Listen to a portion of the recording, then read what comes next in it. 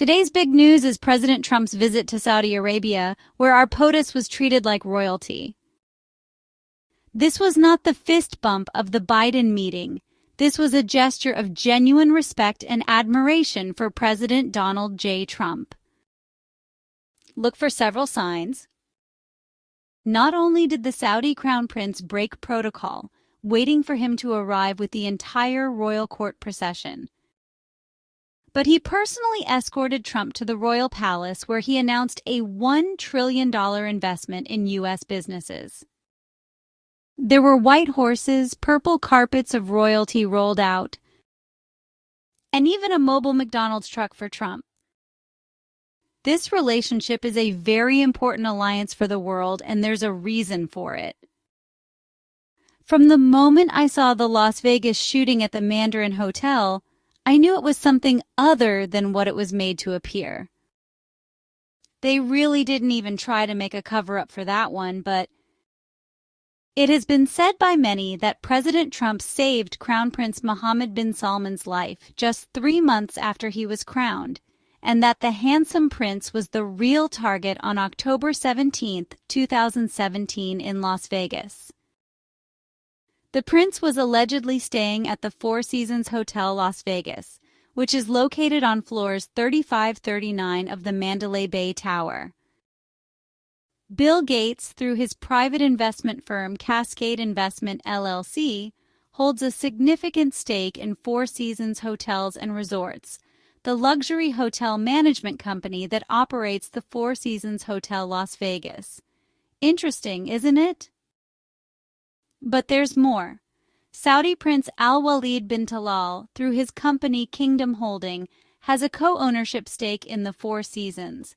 He is first cousin to the current crown prince and was arrested 1 month later in November as part of a sweeping anti-corruption purge orchestrated by the crown prince.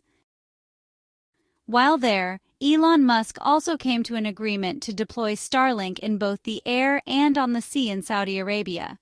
Is this the worldwide internet that we heard of? We'll have to wait. The media painted bin Salman as power-hungry, trying to neutralize rivals and seize their assets. It looks like more of the same thing that happened in our political system. A struggle between the dark and the light won. So just remember that more is always going on than what we see before our eyes. On this 3-day tour, POTUS will also be visiting the UAE or United Arab Emirates and Qatar, so he's likely working deals with the world leaders on oil and peace in the region. While not confirmed, there could also be a stop in Turkey on Thursday for Trump to meet with Putin and Zelensky on his ongoing struggle to stop the Russia-Ukraine war. He's not meeting with President Netanyahu during this trip, which the media is highlighting, so I'm wondering if that isn't optics. Trump appears to have a good relationship with Israel, and I believe there is an alliance with many of these countries, and that much of what we are seeing is optics. We must normalize relationships and stimulate cooperation between nations in the region and across the world. So much pain has occurred, and we must seek to normalize relations and stimulate cooperation among all nations. I think that we have strong ethical leaders in place across the world, and it is time to come together for the future of mankind. For the first time in my life, I am looking forward to visiting a peaceful and prospering Middle East. Next, there was a $258 billion surplus in April. To be clear, this is how much money the U.S. took in over how much we spent for April. This surplus was driven by strong tax receipts and record-breaking customs duties from tariffs, which accounted for $16 billion of the surplus. That means that we can rely less on borrowing from the Fed and others at exorbitant interest costs. Such surpluses should put more money in Americans' pockets, create opportunity and jobs, and build a stronger future. Can you believe we are paying $100 billion of interest on the national debt in just the month of April? Both President Trump and Elon Musk have floated the concept of a DOGE dividend. This idea involves redistributing a portion of DOGE's savings, which is reportedly $160 billion as of April 23rd, to American citizens. Could this be how Nasara will compensate Americans? Don't know, guys, but keep your eyes open because good things are coming. Trump granted asylum to a small group of Afrikaners, who are a South African ethnic group descended primarily from Dutch, German, and French settlers. Of course, the controlled media is making a big deal out of the fact that so many black illegals are being removed from the country, but we are allowing white refugees. First, I must say that the group of Afrikaners were primarily farming families with many women and children who can help us rebuild our food supply. They are not young gang members who rape our children and drain our economy. These Afrikaners were all waving American flags, not burning them. They also came into the country through the legal asylum system. They didn't climb walls with trafficking victims and drugs. On May 12, 2025, Hamas released Eden Alexander, a 20-year-old U.S.-Israeli dual citizen and soldier who was the last known living American hostage captured during the October 7, 2023 attack. Alexander was raised in New Jersey, freed in Gaza, and transferred to an Israeli hospital for medical evaluation. His release was mediated by Qatar and Egypt as part of a ceasefire effort. Hamas cited it as a gesture of good faith on their part. Alexander's family had received signs of life from other released hostages, confirming he was held in Gaza's tunnels. As of this date, 59 hostages remain in Gaza, with over half believed dead, according to Israeli estimates. Alexander is believed to be the last live American. President Donald Trump will likely be receiving a luxury Boeing 747-8 jumbo jet, valued at approximately $400 million, from the royal family of Qatar.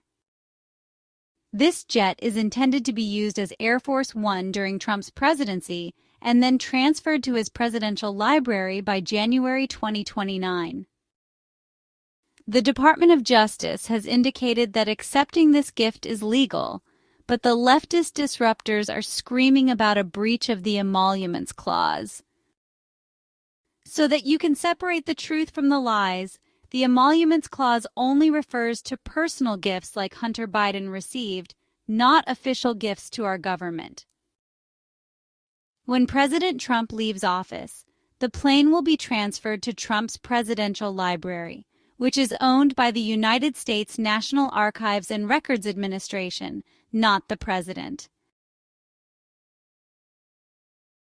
And we will end this video with a new solution to homelessness and crime in one of our biggest sanctuary cities, New York City. Mayor Hochul has announced that they will now be opening homeless shelters in the subways, complete with intake centers. So let's take a look at this newest brainstorm. For years now, sanctuary cities have been housing illegal immigrants in luxury hotels on taxpayer money. The Roosevelt Hotel in New York City has 1,025 rooms, and American taxpayers have been paying for every one of those rooms to be filled by illegal immigrants for years, at a cost of $6,000 per family of illegals per month. In fact, 50% of all New York City hotels were migrant hotels. Before your blood pressure raises, let's examine this a bit more closely. Even though most of the immigrants have been removed from the luxury hotels, New York City can't put resources into homeless Americans. Instead, Governor Kathy Hochul is proud to announce their new initiative to set up camps in the subways of the city. How can anyone come out after the illegal housing and expect people to congratulate her for letting homeless sleep in the subways? Certainly nobody using those subways want to walk over homeless fentanyl addicts. This is insane. Plus, why didn't they come up with this ingenious plan when it was 30 degrees outside and these people were freezing on the streets? What is up with this? Nobody can be this stupid. We know these hotels weren't doing this because they wanted to. Did you see how those immigrants were trashing the hotels? It was a far cry from the elite clients of their grandeur. A New York City Holiday Inn went from charging $170 to you and I to receiving $300 a night to house the migrants. So my questions are, is this really taxpayer money paying for this, or is the money coming from somewhere else?